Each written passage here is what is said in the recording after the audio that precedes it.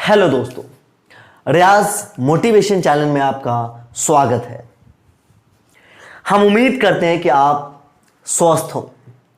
कोविड-19 का केस काफ़ी इंडिया में बढ़ रही है, सो प्लीज़ प्लीज़ प्लीज़ आप स्वस्थ रहिए। बिल्कुल घर से अभी बाहर ना निकलिए। एकदम ज़रूरत पड़े तब मास्क और सैनिटाइजर्स लगाकर ही घर से निकले। ये बहुत ही क्रिटिकल कंडीशंस है। जब हम स्टूडेंट अभी नहीं समझेंगे तो कौन फिर समझेगा। एज अ बायोलॉजिकल स्टूडेंट आपको तो और एक्टिव रहना पड़ेगा समाज को लेकर, क्योंकि एक गलती बहुत ही महंगा पड़ने वाला है। हम उम्मीद करते हैं कि काफी जल्दी ये पिक पे जाके फिर अपना ग्रोथ को डिक्लाइन प्रोसेस में ये घट जाए और ये बहुत जल्द खत्म भी होगा और इस कोविड-19 से हम लोग जीत हासिल करके रहेंगे। ठीक उसी प्रकार जिस तरीके से पिछले बार हम लोग काफ़ी हद तक ठीक हो चुके थे। चलिए हम टॉपिक पे आते हैं। आज का जो टॉपिक है वो है फ्रेगमेंटेशन है बेटा। ये फ्रेगमेंटेशन होता क्या है आज मैं इसको बताऊंगा। देखिए, असेक्सुअल रिप्रोडक्शन का ये टाइप है जिसमें विदाउट गैमिट रिप्रोडक्शंस होता है। विदाउट गैमिट, आपको गैमिट से असेक्सुअल रिप्रोडक्शंस होते हुए मैंने बताया, जिसका एग्जांपल्स आप कमेंट में लिखिएगा।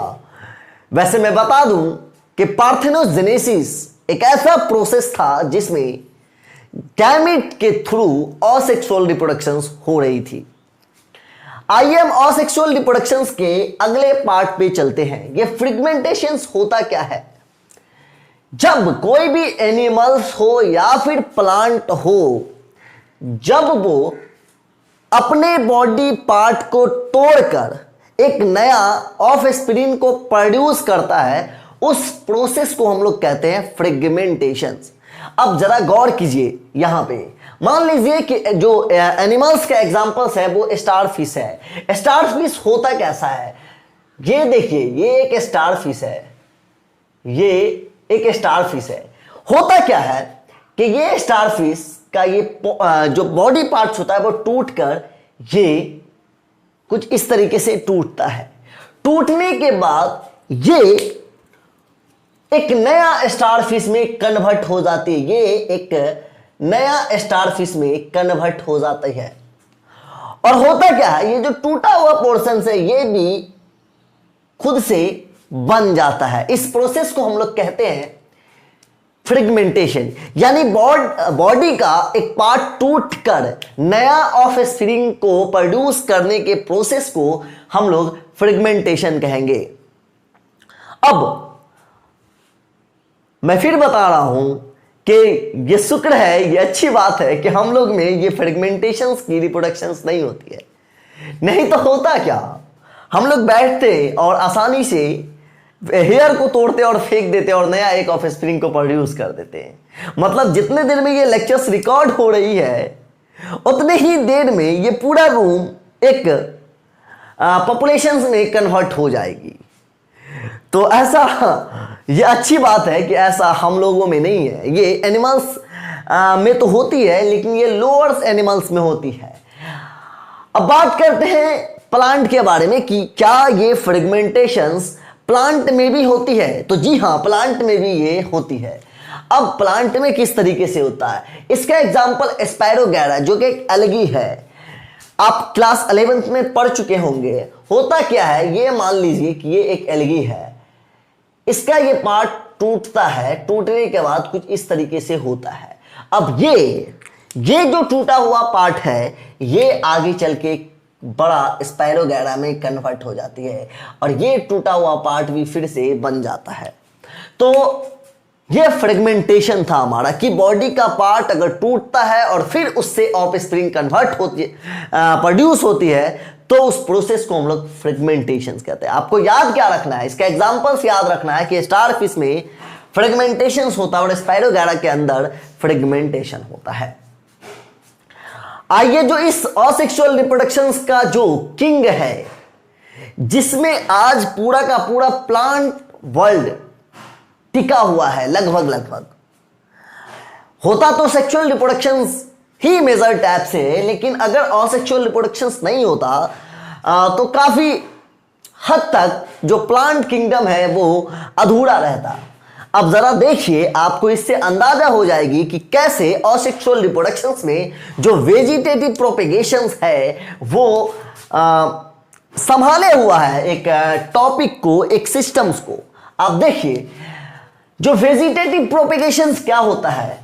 वेजिटेटिव प्रोपेगेशंस आप गौर कीजिएगा कि अगर ये कोई प्लांट है बेटा, ये अगर कोई प्लांट है और इसका कोई पार्ट टूटता है, देखिए ये प्लांट है,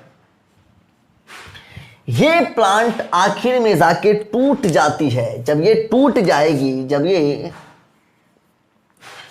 जब ये टूट जाएगी तो ये प्लांट का जो पार्ट था, ये आगे चलने के बाद ये एक अलग प्लांट बना देता है, और इसी प्रोसेस को ही हम लोग कहते हैं वेजिटेटिव प्रोपेगेशन। यहां पे खास बात यह है कि ये जो टूटा हुआ पार्ट्स है, इसको हम लोग वेजिटेटिव प्रोपेग्यूल्स कहेंगे। याद ये रखना है कि ये टूटे हुए पार्ट को हम लोग वेजिटेटिव प्रोपेग्यूल्स कहते हैं।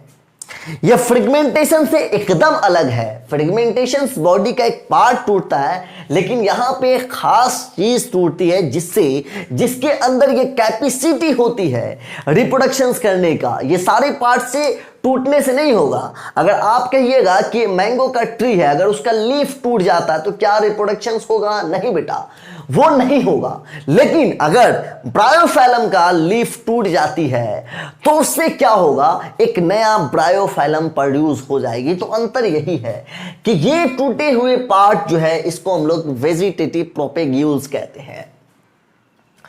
अब किस तरीके से वेजिटेटिव प्रोपेग्यूल्स को टाइप्स है, उसका डिफरेंट वैरायटी है, उनको याद करना होगा। और ये एग्जाम में मैच द फॉलोइंग में क्वेश्चंस बार बार पूछा हुआ है, इतनी बार पूछा हुआ है कि मैं कह नहीं सकता हूं। इसलिए वेजिटेटिव प्रोपेगेशंस को आपको अच्छी तरीके से याद रखना होगा। इसके हर एक एग्जांपल्स को आपके माइंड में होना चाहिए। आप लेक्चर सुनने के बाद एनसीईआरटी को गो थ्रू कीजिएगा। ये शुरू करने से पहले बेटा मैं बता दूं कि जिंदगी है ये, अगर इसमें आज नहीं आप मेहनत करते, ये शिद्दत आज आप नहीं देते हैं तो कब दीजिएगा? आपका जो उम्र था खेलने का, मैं खेलने के लिए मना नहीं कर रहा हूं, लेकिन अब आप सीरियस हो जाइए। आप देश का हालात को देख रहे हैं। जो इंसान सक्सेस है उसको कोई दिक्कत नहीं है, उसको आसानी से हॉस्पिटल्स में बेड मिल जा रही है, उसको आसानी से ट्रीटमेंट मिल जा रही है। लेकिन जो इंसान सक्सेस नहीं है उसको लाइन में कतार लगनी पड़ रही है। एक कोविड टेस्ट के लिए लोग जाते हैं तो 6-6 घंटा लाइन में लगती है। तो बेटा आपको मेहनत करना है। अब आपको मेहनत करना है। मैं बता ये रहा था कि ये एस्टीम, जो सबसे पहली बात कि एस्टीम में क्या क्या टाइप्स है। एस्टीम को 4 टाइप्स में बांटा गया है। पहला क्या है? अंडरग्राउंड एस्टीम, दूसरा सब एरियल एस्टीम्स, और तीसरा एरियल, और चौथा बलविल। अब ये होता क्या है इसको समझिए। अंडरग्राउंड, ये जमीन के अंदर, मैं आगे बता रहा हूं। हम बात करते हैं अंडरग्राउंड एस्टीम के बारे में बात करते हैं। अंडरग्राउंड एस्टीम का आपको एग्जांपल याद रखना है, पोटैटो। अब ये होता क्या है? आप आलू को बहुत ही प्यार से देखे होंगे और खाए होंगे। ऐसा कोई सब्जी नहीं होता है जिसमें आलू हमारे अकॉर्डिंग नहीं होता है। लगभग का लगभग आप सारे के सारे सब्जी में आलू का यानी कि पोटैटो का यूज आप करते हैं। और जब आप पोटैटो का यूज करते हैं तो आज पोटैटो किस तरीके से रिप्रोडक्शन करता है, प्रोड्यूस होता है, उसको आप जानिए। ये आप देख रहे हैं एक प्यारा सा पोटैटो आप देख रहे हैं, जो एक लगभग एकदम स्वस्थ है। इसके अंदर होता क्या बेटा? इसके अंदर ये एक ट्यूबर है। ये ट्यूबर क्या होता है? इसको अगर आप कट कर देते हैं, जब ये जर्मिनेट कर जाएगा, इसके अंदर ट्यूबर बनने लगता है, तो हम क्या करते हैं? इसको कट कर देते हैं, फ्रेगमेंटेशंस में बांट देते हैं, और फिर इस टूटे हुए पार्ट्स को इसके अंदर जमीन के अंदर डाल देते हैं और यही फिर टूटा हुआ पार्ट आगे चल के एक प्लांट को जर्मिनेट कर देता है, एक प्लांट को प्रोड्यूस कर देता है। तो ये हम बात कर रहे थे अंडरग्राउंड स्टीम, ये जमीन के अंदर, मिट्टी के अंदर होती है। मानो आपने तो देखा है स्टीम जमीन के ऊपर होती है, लेकिन अंडरग्राउंड स्टीम भी होती है। और ये अंडरग्राउंड स्टीम का एग्जाम्पल आपको बहुत ही प्यार से मॉर्फोलॉजी में भी याद रखना पड़ेगा कि अंडरग्राउंड स्टीम का स्टोरेज फूड मटेरियल्स का एग्जांपल्स कौन सा है, तो आपको याद रखना होगा पोटैटो है। आगे हम चलते हैं, राइजोम क्या होता है, ये भी एक अंडरग्राउंड स्टीम्स है, लेकिन इसके अंदर क्या होता है, इसके अंदर आपको बल्ब एडवांटेज बल्ब देखने को मिलता है, बर्ड देखने को मिलता है, सॉरी। लेकिन जिंजर के अंदर आप देखे होंगे, मान लीजिए कि ये एक जिंजर है, फिगर कोशिश करूंगा बनाने का। ये सपोज कीजिए कि इसको मान लीजिए कि आप जिंजर हैं। जिंजर्स में आप देखे होंगे ये कुछ नोड टाइप का बना होता है और हेयरी टीनी हेयर लाइक नजर आता है। ये जो जिंजर होती है इसको राइजोम कहते हैं, जिससे रिप्रोडक्शन होती है, नया ऑफस्प्रिंग कन्वर्ट होता है। जो अंडरग्राउंड स्टीम्स की बात हम करते हैं वो बल्ब में भी होता है। आप यूं तो बल्ब का या फिर गार्लिक का ऑनियन का आप लिप्स को खाते हैं, लेकिन इसके अंदर अंडरग्राउंड स्टीम होता है। आप बोलिएगा सर कैसे समझे, आखिर वो स्टीम्स होता क्या है। आप ओनियंस को देखे होंगे, मैं कहां पे लिखूं मुझे समझ में नहीं आ रहा है, लेकिन फिर भी आप देखिए, मैं इसको रफ कर रहा हूं और मुझे नहीं पता कि ये कैमरा में आपको दिख भी रहा है, लेकिन फिर भी मैं बता रहा हूं आपको। देखिए मैं बात कर रहा हूं ओनियन के बारे में। आप ओनियन को किस इस तरीके से देखा होगा, कुछ इस तरीके से ओनियन को देखा होगा। इसी ओनियन या फिर गार्लिक जिसे लहसुन कहते हैं, इसके अंदर एक डिस्क लाइक स्ट्रक्चर्स आपको देखने को मिला होगा।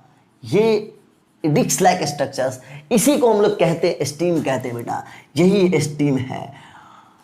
ओके, तो अंडरग्राउंड स्टीम में आपको ट्यूबर है जिसका एग्जांपल पोटैटो है, राइजोम है जिसका एग्जांपल जिंगर है, बल्ब है जिसका एग्जांपल गार्लिक, सोनोनी। और ये एग्जाम में बार बार क्वेश्चंस पूछा जाता है। मैं आपको कल लेक्चर स्टार्ट होने से पहले कोशिश करूंगा कि कुछ क्वेश्चंस को बताऊंगा। क्यों? क्योंकि बहुत सारे स्टूडेंट ये बोले हैं कि सर प्लीज क्वेश्चंस को कैसे अटेंड करना है उसको मैं बताऊंगा कल। अब ये सब एरियल स्टीम होता क्या है? ऐसे स्टीम जो कि जमीन से ऊपर तो उठता है लेकिन जमीन पे ही सोया हुआ रहता है। मानो एग्जाम्पल देता हूं आपको कि ऐसा जब बच्चे जन्म होते तो वो चल सकता है, मतलब आगे बढ़ने के बाद वो चल सकता है, लेकिन वो चलता नहीं। ह्यूमन चल सकता है लेकिन वो चलता नहीं है, वो बच्चा वो जमीन पे ही सोया हुआ रहता है। ठीक उसी प्रकार कुछ ऐसे स्टीम होते, स्टीम का विशेषता होता है कि जमीन के ऊपर रहने का। लेकिन ये जो सब एरियल स्टीम्स होते हैं, इसको मैं रफ कर देता हूं। ये सब एरियल स्टीम क्या होते हैं? आपने वाटर हायरार्की ऑफसेट में वाटर हायरार्की को देखा होगा कि कुछ इस तरीके से होता है, ये स्टीम्स होता है और इसके अंदर कुछ इस तरीके से इसका लिप्स वगैरह होता है। और इसको हम लोग ऑफसेट, जो सब एरियल स्टीम है उनका एग्जांपल्स में सबसे पहले ऑफसेट आता है और ऑफसेट के अंदर वाटर हायरार्की का एग्जांपल है। न जाने कितने बार ये क्वेश्चंस पूछा हुआ है कि ऑफसेट किसका एग्जांपल है, तो वाटर हायरार्की का है। ये एक प्रकार का वीड है। ये बहुत इंटरेस्टिंग स्टोरी है कि ये इसको लाया गया था खूबसूरती के लिए, लेकिन हुआ ये क्या, कभी कभी आप किसी चीज को लाते हैं, बहुत ही शौक से लाते हैं कि इसका यूज हो, लेकिन ऐसा होता नहीं है, वो और बदमाश कर देता है, वो और ज्यादा ही परेशान कर देता है। ठीक उसी प्रकार इंडिया के साथ ऐसा ही हुआ। इसको खूबसूरती के प्रतीक के लिए लाया गया था वाटर हायरार्की को, लेकिन इसको टेरर ऑफ बंगाल कहा जाता है। यह आतंकवादी के जैसा अपना रिप्रोडक्शंस को इतना फैलाया कि इसको समाप्त करना ही बहुत ही मुश्किल हो जाती है। इसे एक वीड यानी कि खरपतवार भी कहा जाता है। अब शक्कर की बात करते बेटा, ये शक्कर क्या है? ये शक्कर का एग्जांपल मिंट है। आपने इस शक्कर को देखा होगा। मान लीजिए ये प्लांट है, ये प्लांट है, मिंट का प्लांट है, तो इससे एक स्टीम निकलता है और ये जमीन पे सो जाता है और इसी जमीन से फिर एक नया मिंट का प्लांट हो जाता है। तो ये आपको शक्कर है जिसका एग्जांपल याद रखना है के मिंट होता है। फिर रनर ये दौड़ने वाला रनर नहीं है, लेकिन हाँ ये भी दौड़ता है। आपने ग्रास को देखा होगा, ठीक इसी प्रकार ग्रास भी इस तरीके से होता है और ये आगे जाता है, फिर होता है, फिर आगे जाता है, फिर होता है, फिर आगे जाता है। ग्रास भी एक जो आप जब देखे होंगे ग्रास के स्टीम को देखे होंगे तो उसके स्टीम से एक जगह से दूसरे जगह जाके फिर ग्रो करता है, तो इसीलिए इसको रनर कहा गया है। आपको याद ये रखना है कि वो ऑफसेट का एग्जांपल्स वाटर हियार्ची है शक्कर मिंट में, और रनर का एग्जांपल्स ग्रास है। ठीक उसी प्रकार ट्यूबर्स, राइजोम्स एंड बल्ब को आपको याद रखना है बाबू। इसको अगर आप याद नहीं रखते हैं तो समझिए आप अपना नुकसान कर रहे हैं। लेक्चर सिर्फ देखने से आपको काम नहीं बनेगा, आपको बेशक मेहनत करना होगा, शिद्दत से याद करना होगा, नोट्स को बनाना होगा, नहीं तो मेरा बोलना भी व्यर्थ हो जाएगा, बर्बाद हो जाएगा, तबाह हो जाएगा।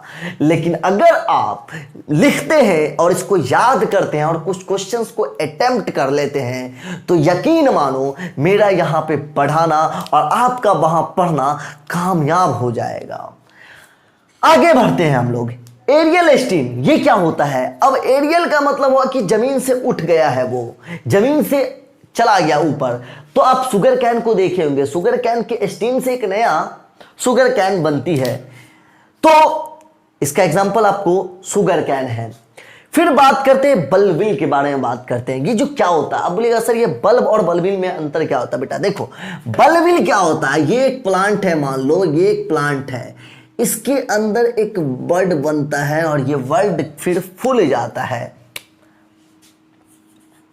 ये वर्ड फूल जाने के बाद एक गिरने के बाद जब ये गिरता है तो ये एक नया प्लांट को जर्मिनेट कर देता है, नया प्लांट को ये जर्मिनेट कर देता है। तो आज जो मैंने अंडरग्राउंड स्टीम्स, फिर सब एरियल स्टीम्स, फिर एरियल स्टीम्स और फिर बल्बिल के बारे में अच्छे से पढ़ा और इसको उम्मीद करते हैं अच्छे से आपको याद करना होगा।